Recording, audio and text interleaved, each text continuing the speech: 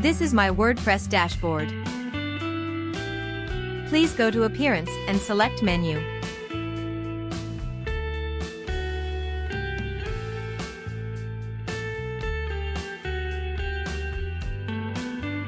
Name the menu. Drag and drop the page menus to set them up like this.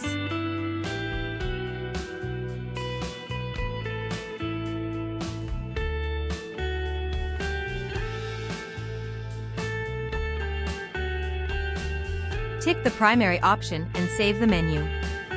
Your menu has been created. Go to your site and refresh the page to see the updated menu order.